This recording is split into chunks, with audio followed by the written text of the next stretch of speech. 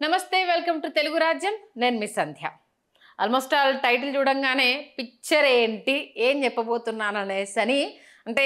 Daily అప్డేట్లో ఉండే వాళ్ళకైతే ఈజీగానే అర్థమైపోతూ ఉంటుంది కారు గేర్లు ఎటుపోతున్నాయి ఎవరి చేతిలోకి పోబోతున్నాయి ఏంటి అన్న ఉత్కంఠ అయితే అఫ్కోర్స్ తెలంగాణలో రిజల్ట్ తేలినప్పటి నుండి రకరకాల డిస్కషన్లు జరుగుతూనే ఉన్నాయి ప్రస్తుతం ఆషాఢం బ్రేక్ పడ్డంతో పాపం మన బీఆర్ఎస్ నాయకులు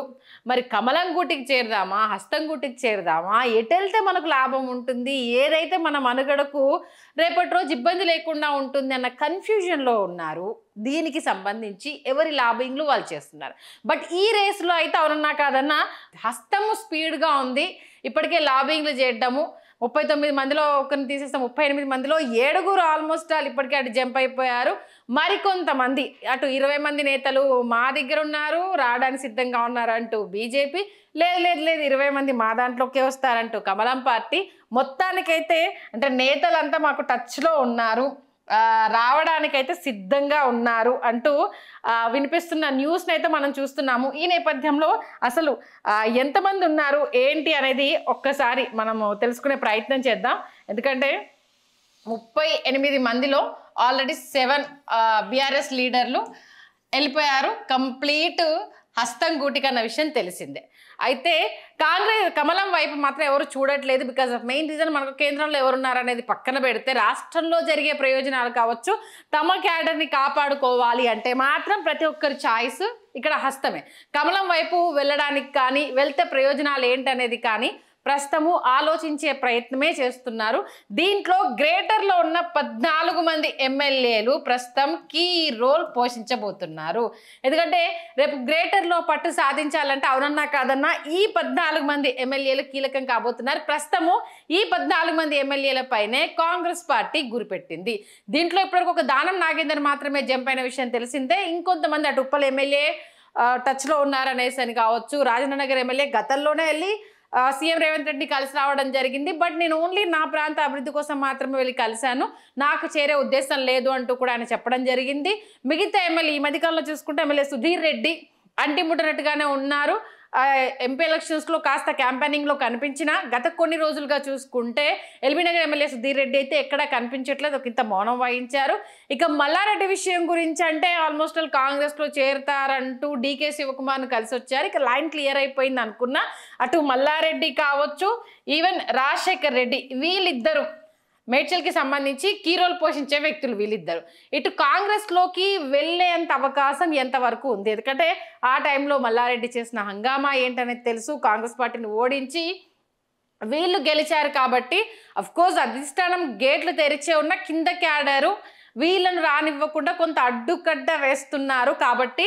కమలం వైపే వీళ్ళు వెళ్తారు అంటూ ఒక ఊహాగానం జరుగుతున్నా ఇంకొక చర్చ ఏంటంటే ఇప్పుడు టీడీపీ పుంజుకుంటుంది కాబట్టి మరొకసారి వీళ్ళంతా టీడీపీ మూలం నుంచి వెళ్ళి వచ్చిన వాళ్ళే కాబట్టి అక్కడ ఆల్రెడీ ఏపీలో కూటమి ఉంది ఇక్కడ కూటమి కట్టే ప్రయత్నం చేసేందుకు అడుగులు పడుతున్నాయి అనేసి అని అంటున్నారు కాబట్టి గ్రేటర్లో ఉన్న ప్రస్తుతానికి ఈ 14 మంది ఎమ్మెల్యేలు ఎటువైపు వెళ్తారు అనేదే ప్రస్తుతము చర్చ జరుగుతోంది ఇప్పటికే అయితే నేతలు ఏంటిది డిస్కషన్ అయితే చేస్తున్నారు మనం ఖచ్చితంగా ఇటువైపు వెళ్దాము ఈ 14 మందికి సంబంధించి ఇప్పుడు జరుగుతున్నది ఏంటి ఇందులో 4 బీజేపీ వైపు చూస్తున్నారు ఆల్మోస్ట్ ఆల్ అంటే 14లో 13 మందే కాబట్టి మిగతా ఏంటిది ఈ 4 మెంబర్స్ అయితే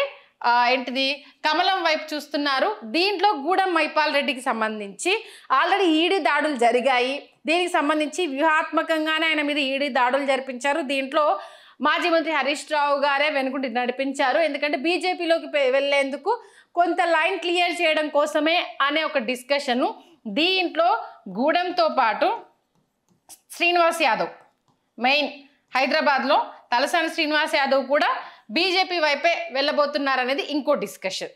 మొత్తానికైతే ఇప్పుడు గ్రేటర్ హైదరాబాద్ చుట్టే బీఆర్ఎస్ ఎమ్మెల్యేల రాజకీయం ఎందుకంటే 14 మంది ఇక్కడే ఉన్నారు కాబట్టి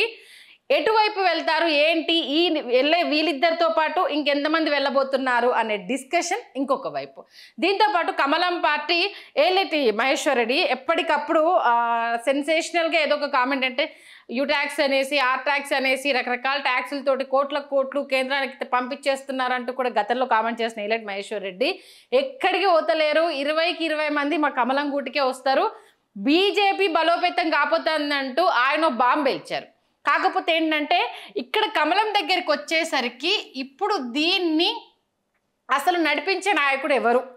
ఎవరు వీళ్ళకు భరోసా ఇచ్చి దాంట్లోకి తీసుకొచ్చే అవకాశం ఉంది. ఎందుకంటే ఇక కమలానికి రాష్ట్ర అధ్యక్షుడు ఫైనల్ కాలేదు కాబట్టి ఇక్కడ క్యాడర్ కొంచెము దిశానిర్దేశం చేసే నాయకుడు లేకపోవడము, ఇప్పుడు అధ్యక్ష పదవికి సంబంధించే అటు ఈటెలనా లేకపోతే ఇంకెవరా అన్న ఒక చర్చ జరుగుతున్న నేపథ్యంలో అసలు ఈటలకు కూడా ఇక్కడ ఉండరేమో, ఆయన ఏంటిది టీడీపీ అధ్యక్షుడిగా వచ్చిన ఆశ్చర్యం లేదేమో అంటే ఇంకొక వాదన తెరమెత్తిస్తున్నా. మొత్తానికైతే ఇక్కడ కూటమిగా ఈవెన్ అటు జనసేన ఇటు టీడీపీ ఉంటే మాత్రము కొంత ఒకవేళ ఇది ఇంకా ఈ నెలలో ముందుకెళ్లే ప్రయత్నాలు చేస్తే మాత్రము ఇక్కడున్న ఎమ్మెల్యేలు, అంటే ఇవాళ మాజీ మంత్రి కేటీఆర్ చేసిన వ్యాఖ్యలకైతే, అంటే రాజ్యాంగం రెడ్ బుక్ పట్టుకొని ఏదో చేద్దాం అనుకున్నారు, ఫిరాయింపులను ప్రోత్సహించిందే మీరే కదా అంటూ చేసిన వ్యాఖ్యలకు, అంటే బీజేపీతో వీళ్ళు అంటకాగుతున్నారు ఇంటర్లింకులో అనేసిన నేపథ్యంలో మిగతా అంతా అటు కమలం వైపే వెళ్ళబోతున్నారు. పొత్తులోనే రేపు ఇంకేదన్నా జరగవచ్చు, అంటే ఇప్పుడు ఇంకా 5 ఏళ్ల వరకు ఛాన్స్ లేదు కాబట్టి ఈవెన్ బీఆర్ఎస్ ఇటు బీజేపీ వైపు వచ్చినా కూడా ఆశ్చర్యం లేదు అన్న ఇంకొక వాదన తెలియజేస్తారు. మొత్తానికి 38లో 7 పోతే 37 మంది బీఆర్ఎస్ ఎమ్మెల్యేలకు సంబంధించి ఎటు పోతారు ఏంటి, ఇప్పటికే అటు కలిసి రావడము, పరిచయాలు అయిపోవడము, ఓన్లీ మన ఏంటిది డికేఆర్ అల్లుడు ఒక్కడే ఇప్పుడు బీఆర్ఎస్లోకి ఆషాఢం టైంలో బీఆర్ఎస్లోకి వెళ్ళింది ఆయన ఒక్కడే, మిగతా వాళ్ళంతా ఈ ఆషాఢం టైం కాబట్టి ఎవరు ఇప్పుడున్న టైంలో వెళ్ళడానికి సుముఖంగా లేరు ఒకటి. దీంతో పాటు వెళ్తే ఆల్రెడీ ఏంటంటే సీఎం రేవంత్ రెడ్డి ఒక అనౌన్స్మెంట్ చేశాడు. పోచారం అక్కడికి వెళ్ళిన తర్వాత పార్టీలో ఒక ఇంత చర్చ జరిగినప్పుడు మరి వస్తున్నారు, మీరు ఏదో హామీలు ఇస్తున్నారట, మరి ఉన్నోళ్ళ సంగతి ఏంటి, మరి వాళ్ళకు వచ్చే వాళ్ళకు పదవులు ఇస్తూ ఉంటే, ఎందుకంటే 6 మినిస్టర్ సంబంధించి ఇంకా వేకెన్సీ ఉంది, ఇప్పటికే 6 ఎవరు అన్న దానికోసం మల్లగులాలు పడుతున్నాయి. ఆల్రెడీ రాహుల్ గాంధీ దీనికి బ్రేక్ వేశారు, ఆషాఢం ఉంది కాబట్టి ఇప్పుడు ఎలాంటి డిస్కషన్స్ లేవు, ఎలాంటి పేర్లు అనౌన్స్మెంట్ లేదు అంటూ బ్రేక్ వేశారు. ఇప్పుడు ఈ 6 ఎమ్మెల్యేలు క్యాబినెట్ పోస్టులు ఖాళీ ఉన్నాయి కాబట్టి ఎవరు ఇక్కడికి రాబోతున్నారు అనేది ఇప్పుడు ఈ జంపింగ్కి సంబంధించి వాళ్ళంతా కూడా ఖచ్చితంగా మేము వస్తుంటే మాకేంటి లాభం అని అడుగుతారు కదా. ఈవెన్ అంటే ఇప్పుడు వీళ్ళ అవసరం ఎంత ఉందో వాళ్ళ అవసరం అంతే ఉంది అన్నట్టుగానే ఉంది, మాకొస్తే మీకేంటి, మీకు వస్తే మాకేంటి అన్నట్టుగానే ఉంది పరిస్థితి. ఇప్పుడు ఈ నేపథ్యంలో వచ్చిన వాళ్ళకి మరి ఎలాంటి హామీలతో పార్టీలోకి తీసుకోవాలని అనుకుంటున్నారు. వచ్చే వాళ్ళకి ఎవరికైతే పదవులు ఇవ్వము, పదవులు ఏవైనా సరే కాంగ్రెస్ పార్టీలో ఉన్న వాళ్ళకే ఇస్తాము అని అంటే మరి ఆ ఒట్టి